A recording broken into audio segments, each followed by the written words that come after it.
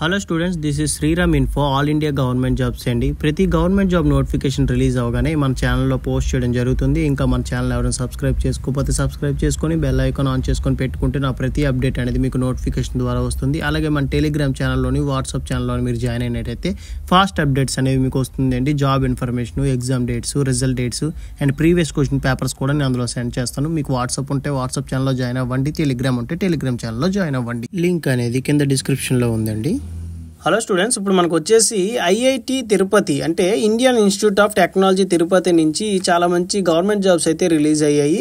ఇవి వచ్చేసి permanent based jobs అండి. ఎటువంటి కాంట్రాక్ట్ బేస్డ్ కానీ అవుట్ సోర్సింగ్ జాబ్స్ అయితే ఏమి కావు. Permanent based jobs, both male and female ఎవరైనా సరే దీనికి అప్లై చేసుకోవచ్చండి.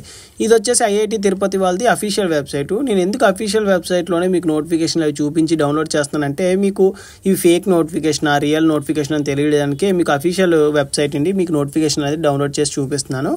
ఇక్కడ మీరు చూసుకున్నట్టయితే లెఫ్ట్ సైడ్లో చూడండి, రిక్రూట్మెంట్ అని ఉంది కదండి, దాని మీద క్లిక్ చేయండి. క్లిక్ చేసినట్టయితే మీకు పేజ్ ఇలా ఓపెన్ అవుతుంది. ఇందులో ఫస్ట్దేనండి చూడండి, ఇక్కడ మనకు ఉంది కదా అడ్వర్టైజ్మెంట్ నెంబర్ అని చెప్పేసి, ఇక్కడ డీటెయిల్ నోటిఫికేషన్ అని ఉంది కదా, దీని మీద క్లిక్ చేయండి. క్లిక్ చేస్తే మీకు పేజ్ ఇలా ఓపెన్ అవుతుంది. ఇది వచ్చేసి డీటెయిల్ నోటిఫికేషన్ అండి. ఈ నోటిఫికేషన్లో ఇంపార్టెంట్ పాయింట్స్ అనేవి డిస్కస్ చేసి మీకు క్లియర్గా ఎక్స్ప్లెయిన్ చేస్తాను. మీరు వీడియో ఎక్కడ స్కిప్ చేయకుండా లాస్ట్ వరకు చూడండి.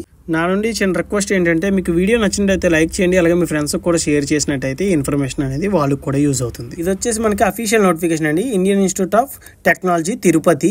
ఇది వచ్చేసి మనకి ఆంధ్రప్రదేశ్లోనే పోస్టింగ్ కూడా ఇక్కడే ఉంటుందండి. ఇది వచ్చేసి అడ్వర్టైజ్మెంట్ నెంబర్. ఇక్కడ చూడండి, నాన్ టీచింగ్ పొజిషన్స్ కోసం వీలైతే రిక్రూట్ చేస్తున్నారు. అది కూడా మనకి డైరెక్ట్ రిక్రూట్మెంట్ బేసిస్ అంటే పర్మనెంట్ బేస్డ్ జాబ్స్ అండి. ఇందులో మనకి వేకెన్సీస్ డీటెయిల్స్ చూసుకున్నట్టయితే హిందీ ట్రాన్స్లేటర్ అని, స్టూడెంట్ కన్సోలర్ అని చెప్పేసి, జూనియర్ నర్సింగ్ ఆఫీసర్ అని, జూనియర్ అసిస్టెంట్ అని, వీటికి ఏంటంటే హైయర్ ఎడ్యుకేషన్ క్వాలిఫికేషన్తో పాటుగా మనకి ఎక్స్పీరియన్స్ అయితే అడిగారండి. ఎవరికైనా హైయర్ ఎడ్యుకేషన్ క్వాలిఫికేషన్ ఉన్న ఎక్స్పీరియన్స్ ఉంటే వీటికి మీరు అప్లై చేసుకోవచ్చు. ఎటువంటి ఎక్స్పీరియన్స్ లేని పోస్టులు మనం ఇక్కడ చూసుకున్నట్టయితే జూనియర్ టెక్నీషియన్ అండి. పే స్కేల్ లెవెల్ 4 ఇస్తున్నారు. బేసిక్ శాలరీ వచ్చేసి 25,500 నుంచి 81,100 వరకు వస్తుంది. గ్రాస్ శాలరీ పర్ మంత్ వచ్చేసి మనకి 40,000 వరకు వస్తుంది. అలాగే ఏజ్ లిమిట్ చూసుకున్నట్టయితే 18 ఇయర్స్ నుంచి 32 ఇయర్స్ ఉన్న వాళ్ళు ఎవరైనా సరే దీనికి అప్లై చేసుకోవచ్చు. ఈ జూనియర్ టెక్నీషియన్స్లో చూసుకున్నట్టయితే మనకి సిస్టమ్స్ ఉంటుంది అండ్ జూనియర్ టెక్నీషియన్స్లో వర్క్షాప్ అండి. ఇవి వచ్చేసి గ్రూప్ సి పొజిషన్స్ మాట. నెక్స్ట్ వచ్చేసి మనకి ఇంపార్టెంట్ డేట్స్ చూసుకున్నట్టయితే ఆన్లైన్ అప్లికేషన్ అనేది 12th మార్చ్ 2024 అయితే మనకి స్టార్ట్ అయిందండి. క్లోజింగ్ డేట్ చూసుకున్నట్టయితే 11th ఏప్రిల్ 2024 అయితే మనకి ఎండ్ అవుతుంది. ఈ లోపు మనం అప్లై చేసుకోవాల్సి ఉంటుంది. ఎడ్యుకేషన్ క్వాలిఫికేషన్ డీటెయిల్స్ చూసుకున్నట్టయితే చెప్పాను కదండి, మనకి హైయర్ ఎడ్యుకేషన్ క్వాలిఫికేషన్తో పాటుగా మనకి ఎక్స్పీరియన్స్ అడిగారని చెప్పేసి ఎవరైనా మాస్టర్ డిగ్రీ ఉంటే వాళ్ళు దీనికి పోస్టులకి అయితే అప్లై చేసుకోవచ్చు. బ్యాచులర్ ఆఫ్ డిగ్రీ ఉన్న ఏదైనా సరే ఎక్స్పీరియన్స్ అయితే అడిగారు.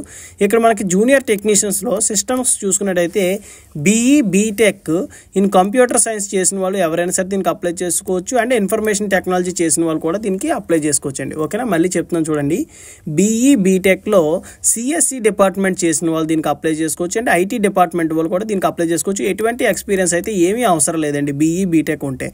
లేదు బీఈ బీటెక్ చేయలేదు అని అనుకోండి, 3 years డిప్లొమా చేసిన వాళ్ళు కూడా దీనికి అప్లై చేసుకోవచ్చు. బట్ 3 years డిప్లొమాతో మీరు అప్లై చేసినట్టయితే 3 years రెలవెంట్ ఎక్స్పీరియన్స్ అయితే కంపల్సరీగా ఉండాలి. ఓకేనా, డిప్లొమా కూడా సేమ్ స్ట్రీమ్ అండి, కంప్యూటర్ సైన్స్ కానీ లేదంటే ఇన్ఫర్మేషన్ టెక్నాలజీ కానీ కంపల్సరీగా ఉండాలి.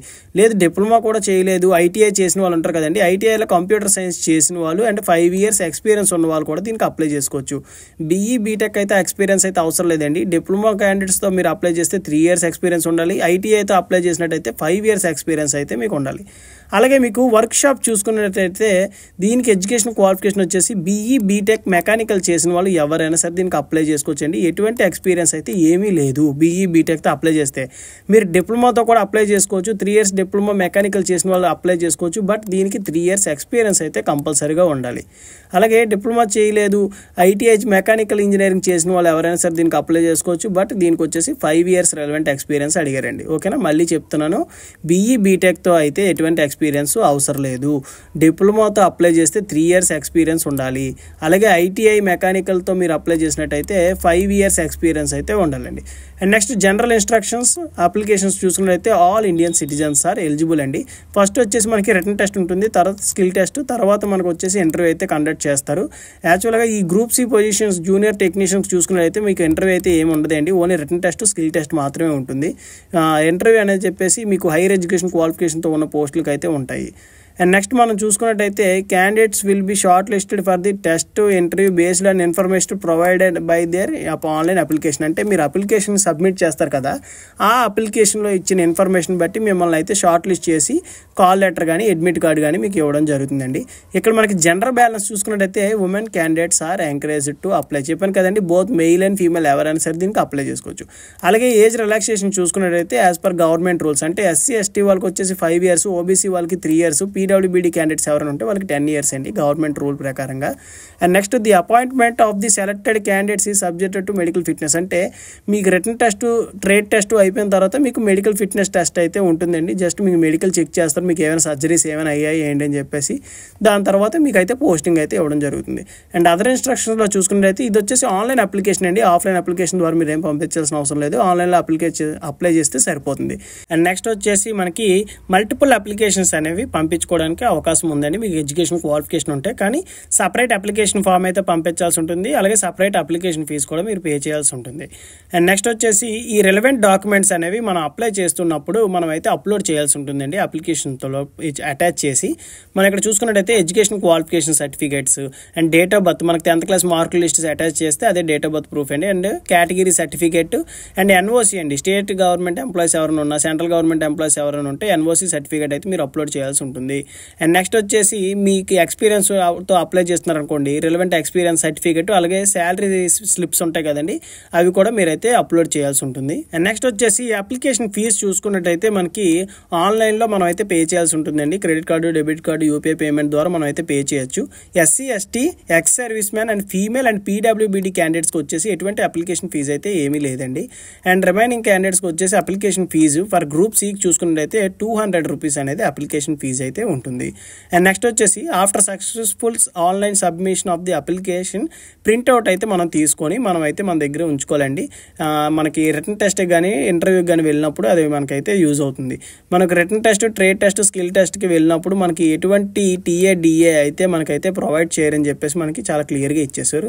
మోడ్ ఆఫ్ సెలక్షన్ చూసుకున్నట్టయితే గ్రూప్ బి అండ్ గ్రూప్ సికి వచ్చేసి ఫస్ట్ మనకి ఆబ్జెక్టివ్ టెస్ట్ అయితే ఉంటుందండి, తర్వాత వచ్చేసి written test and next skill test అయితే మనకి కండక్ట్ చేస్తారని చెప్పేసి మనకి క్లియర్గా ఇచ్చారు. వేకెన్సీస్ తక్కువగా ఉన్నాయని చెప్పేసి అప్లై చేయడం మానేయద్దు. అండ్ మీకు ఎలిజిబిలిటీ ఉండి ఎడ్యుకేషన్ క్వాలిఫికేషన్ ఉంటే అప్లై చేయండి. ఎందుకంటే ఇలాంటి నోటిఫికేషన్లు అనేవి మళ్ళీ రావండి. ఎవరైనా రిటైర్ అయితే కానీ మళ్ళీ మీకు ఆ పోస్టులు అనేవి ఫిల్ చేయడం అయితే జరగవు.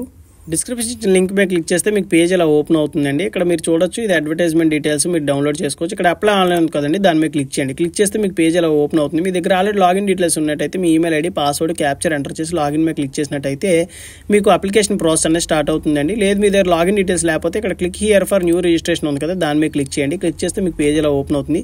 మీ 10th class మార్క్ లిస్ట్ మీద ఎలా అయితే ఉందో సేమ్ యాజ్ ఇట్ ఈస్గా మీ నేమ్ అయితే ఇక్కడ ఎంటర్ చేయండి. సేమ్ నేమ్ మళ్ళీ ఇక్కడ ఎంటర్ చేయండి. మీ జెండర్ అయితే సెలెక్ట్ చేసుకోండి, మెయిల్ అయితే మెయిల్, ఫీమేల్ అయితే female.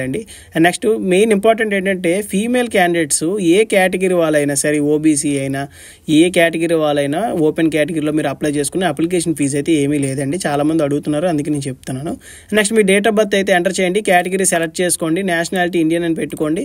Next PWBD candidates yes అయితే ఎస్, నో అయితే నో అని పెట్టుకోండి. మీ ఈమెయిల్ ఐడి ఎంటర్ చేయండి, సేమ్ కన్ఫర్మ్ ఈమెయిల్ ఐడి కూడా మళ్ళీ ఎంటర్ చేసి ఇక్కడ టిక్ బాక్స్లో టిక్ చేసిన తర్వాత రిజిస్టర్ మీద క్లిక్ చేసినట్టయితే మీ ఈమెయిల్ ఐడికి రిజిస్ట్రేషన్ డీటెయిల్స్ అనేవి వస్తాయండి. తర్వాత ఆ డీటెయిల్స్ యూస్ చేసుకుని మీరు లాగిన్ అయినట్టయితే మీకు అప్లికేషన్ ప్రాసెస్ అనేది స్టార్ట్ అవుతుంది. చాలా మంది చేస్తున్న మిస్టేక్స్ ఏంటంటే అండి, రిజిస్ట్రేషన్ ప్రాసెస్ అయిపోతుంది, రిజిస్ట్రేషన్ డీటెయిల్స్ రాలేదని చెప్పేసి కామెంట్ పెడతారు. అక్కడ మనకి ఏంటంటే స్పామ్లో కూడా చెక్ చేయాలండి. మన ఈమెయిల్ ఐడి ఇన్బాక్స్లోనే కాదు, స్పామ్లో కూడా కొన్ని చెక్ చేయాలి. ఎందుకంటే కొన్ని స్పామ్లోకి వెళ్ళిపోతాయి అన్నమాట. అందులో కూడా మనం చెక్ చేస్తే మన రిజిస్ట్రేషన్ డీటెయిల్స్ అనేవి అందులో ఉంటాయి. ఆ డీటెయిల్స్ యూస్ చేసుకొని మీరు లాగిన్ అవ్వచ్చు. ఓకేనా?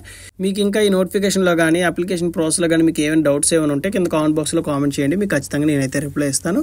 అలాగే మీకు ఈ వీడియో నచ్చినట్టయితే లైక్ చేయండి, మీ ఫ్రెండ్స్ కూడా షేర్ చేయండి. ఇన్ఫర్మేషన్ అనేది వాళ్ళకు కూడా యూజ్ అవుతుంది. థ్యాంక్ యూ సో మచ్ అండి for watching video. Keep supporting me.